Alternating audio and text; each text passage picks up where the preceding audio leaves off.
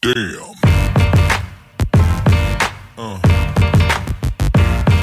Yeah.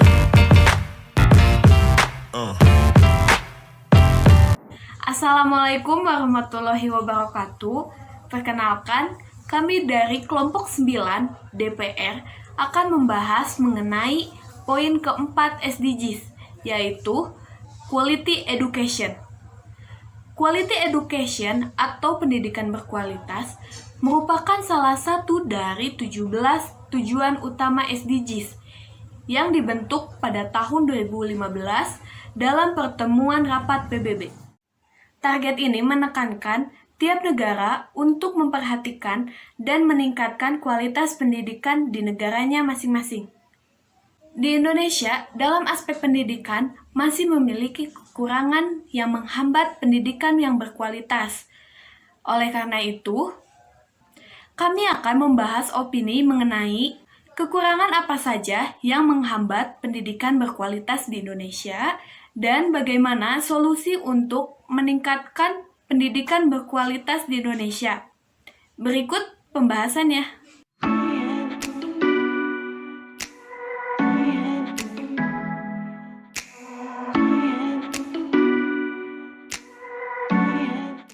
Opini yang pertama adalah kekurangan guru yang terampil, di mana masih banyak guru yang belum memenuhi syarat kualifikasi akademik. Opini yang kedua adalah infrastruktur pendidikan yang tidak merata, terutama pada kawasan 3T, tertinggal, terdepan, dan terluar. Opini yang ketiga adalah metode pembelajaran atau kurikulum yang kurang tepat. Dapat kita ambil contoh dari pembelajaran selama pandemi ini, kadangkala ada guru yang metode pembelajarannya hanya memberikan tugas tanpa memberikan materi ataupun berinteraksi langsung dengan siswa. Metode tersebut dapat menyebabkan siswa tidak mengerti terhadap materi dan hanya mengerjakan tugas mereka untuk memenuhi nilai. Opini yang keempat adalah banyaknya anak yang putus sekolah karena mahalnya biaya pendidikan.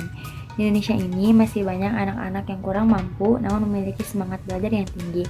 Tetapi banyaknya masyarakat yang terkendala ekonomi dan mahalnya biaya pendidikan menyebabkan para orang tua tidak begitu memperhatikan pentingnya pendidikan bagi anak-anak mereka, sehingga hal itulah yang menyebabkan anak-anak tersebut putus sekolah.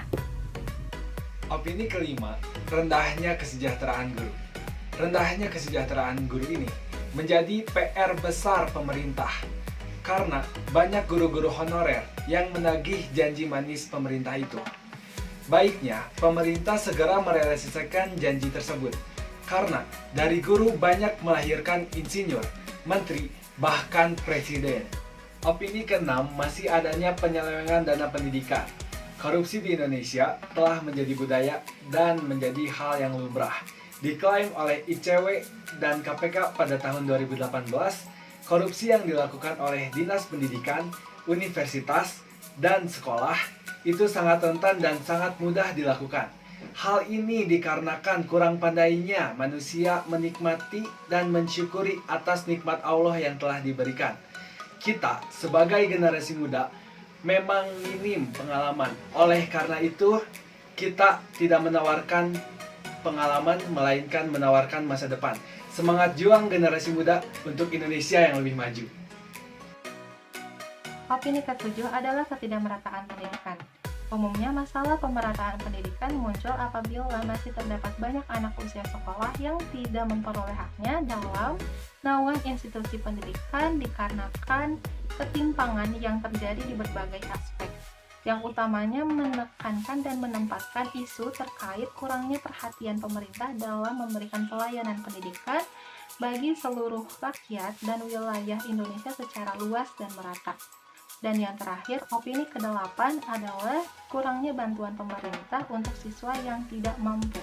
Memberikan pelayanan kepada masyarakat merupakan tugas utama pemerintah. Dengan arti kata lain, dalam hal ini pemerintah menduduki peran sentral dalam setiap pemenuhan kebutuhan masyarakatnya termasuk pendidikan. Sejatinya, pemerintah telah melakukan beberapa upayanya untuk mengentaskan ATS atau anak tidak sekolah, dimulai dari BLT pendidikan, KIP, BKKM, BSM, bahkan program kampus mengajar. Namun sayangnya dan ironisnya, upaya-upaya ini belum mendapatkan hasil yang signifikan sehingga anak usia sekolah masih tetap saja menjadi ATS.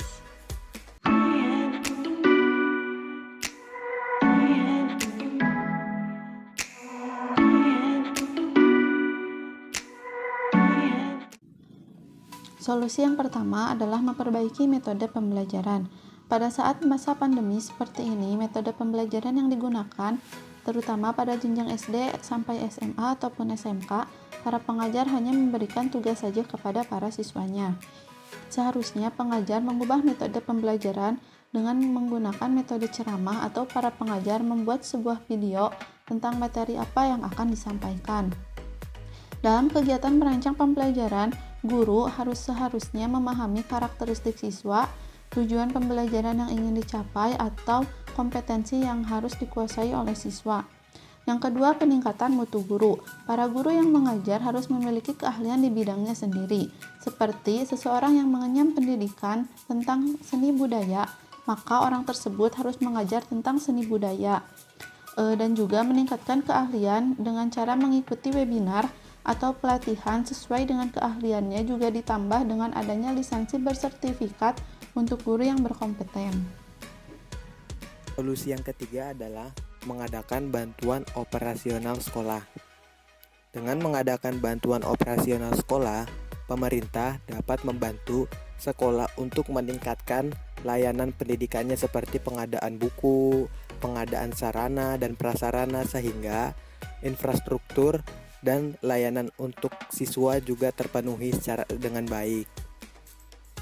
Solusi yang keempat adalah mengadakan bantuan untuk siswa miskin, yaitu dengan cara memberikan insentif berupa uang tunai kepada siswa yang kurang mampu untuk melanjutkan pendidikan.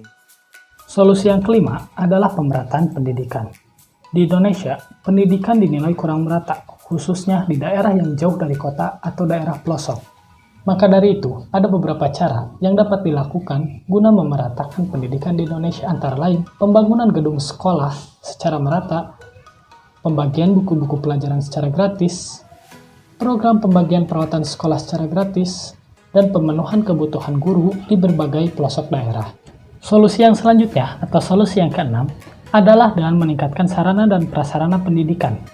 Hal ini masih berhubungan dengan solusi yang sebelumnya, karena sarana dan prasarana pendidikan di daerah yang jauh dari kota atau daerah pelosok masih sangat minim dan kurang memadai. Ketujuh adalah mengurangi dan memberantas korupsi di wilayah pendidikan, yaitu dengan adanya transparansi data dan pelaporan penggunaan dana yang ketat dan secara bertanggung jawab, sehingga dapat meminimalisir tindak kasus korupsi.